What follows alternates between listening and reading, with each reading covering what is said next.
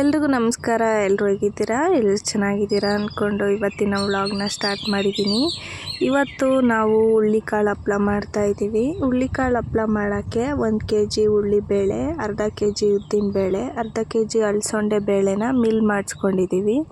ಇದೆಲ್ಲ ಆದಮೇಲೆ ಅದಕ್ಕೆ ಮಿಲ್ ಮಾಡಿಸ್ಕೊಂಡು ಬಂದಾದಮೇಲೆ ಅದಕ್ಕೆ 2 ಸ್ಪೂನ್ ಜೀರಿಗೆ, 2 ಸ್ಪೂನ್ ಸೋಡಾ, 2 ಹಿಡಿ ಉಪ್ಪು, 4 ಹಿಡಿ ಖಾರನ ಹಾಕ್ಕೊಂಡು ಮಿಕ್ಸ್ ಮಾಡ್ಕೊತಾ ಇದ್ದೀವಿ. ನಾವಿಲ್ಲಿ 2 ಸೇರು ಉಳ್ಳಿಬೇಳೆನ ಮಿಲ್ ಮಾಡಿಸ್ಕೊಂಬಂದಿದ್ವಿ.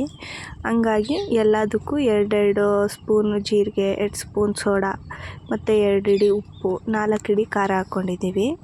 ನೀವು ಬೇಕಿದ್ರೆ ಖಾರ ಬೇಕಿದ್ರೆ ಸ್ವಲ್ಪ ಕಡಿಮೆ ಹಾಕ್ಕೊಂಡು ಮಾಡ್ಕೊಬೋದು.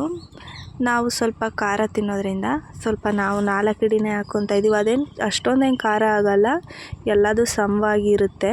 ನೀವು ಬೇಕಿದ್ರೆ ಸ್ವಲ್ಪ ಕಡಿಮೆ ಹಾಕ್ಕೊಳ್ಳಿ.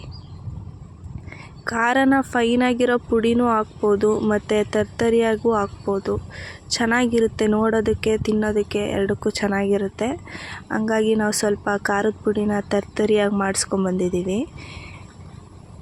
ತುಂಬ ಚೆನ್ನಾಗಿ ಕಾಣುತ್ತೆ ಅಂತ ಹೇಳ್ಬಿಟ್ಟು. ಖಾರದ ಪುಡಿ ಆದರೆ ಕಲ್ಲರ್ ಚೆನ್ನಾಗಿ ಬರುತ್ತೆ, ಕಲ್ಲರು ಚೆನ್ನಾಗಿ ಬರುತ್ತೆ, ನೋಡೋದಕ್ಕೂ ಸ್ವಲ್ಪ ಚೆನ್ನಾಗಿ ಕಾಣುತ್ತೆ.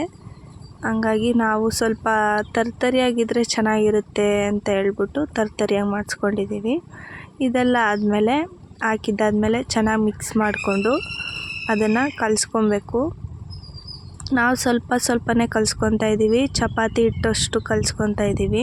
ನೋಡಿ, ಈ ಥರ ಕಲಿಸ್ಕೊಂಡಿದ್ದೀವಿ. 2 ಸೇರಿಗೆ ಇಷ್ಟ ಆಗಿದೆ. ಇದೆಲ್ಲ ಆದಮೇಲೆ ನಾವು ಅದನ್ನು ಹಿಟ್ಟನ್ನ ಅವತ್ತು ರಾತ್ರಿನೇ ನಾದ್ಕೊತಾ ಇದ್ದೀವಿ. ನೋಡಿ, ನಾದ್ತಾ ಇದ್ದೀವಿ. ಬೇಕಿದ್ರೆ ನೀವು ನಾಳೆ ಬೆಳಗ್ಗೆನೂ ನಾದ್ಕೊಬೋದು, ಆದರೆ ಈಗಲೇ ನಾದಿಟ್ಟರೆ ಸ್ವಲ್ಪ ಚೆನ್ನಾಗಿರುತ್ತೆ. ಚೆನ್ನಾಗಿ ನಾದ್ಕೊಂಡಾದ್ಮೇಲೆ ಒಸ್ಕೊತಾ ಇದ್ದೀವಿ. ನೋಡಿ, ಹಿಂಗೆ ಉದ್ದಕ್ಕೆ ಒಸ್ಕೊಂಡು ಆಮೇಲೆ ಒಂದೊಂದೇ ಉಂಡೆ ಮಾಡ್ಕೊಳ್ಳೋದು. ನಿಮ್ಗೆ ಎಷ್ಟೆಷ್ಟು ಬೇಕೋ ಅಷ್ಟಷ್ಟು ಉಂಡೆ ಮಾಡ್ಕೊಬೋದು. ನಾವಿಲ್ಲಿ ಸ್ವಲ್ಪ ದಪ್ಪ ಉಂಡೆ ಮಾಡ್ಕೊತಾ ಇದ್ದೀವಿ.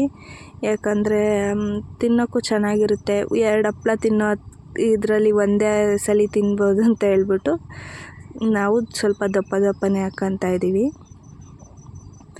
ಮತ್ತು ನಿಮ್ಗೆ ಯಾರಿಗಾದ್ರೂ ಹಪ್ಪಳ ಏನಾದರೂ ಬೇಕಿದ್ದರೆ, ನನಗೆ ಹಪ್ಪಳ ಮಾಡೋಕ್ಕೆ ಕಷ್ಟ ಆಗುತ್ತೆ, ಇಲ್ಲ ಬೇಡ ಅಂತ ಅನ್ನೋರಿದ್ದರೆ ನೀವು ಬೇಕಿದ್ದರೆ ನನಗೆ ನಾನು ನಂಬರ್ ಹಾಕ್ಕೊಡ್ತೀನಿ, ನೀವು ನನಗೆ ಕಾಲ್ ಮಾಡ್ಬೋದು.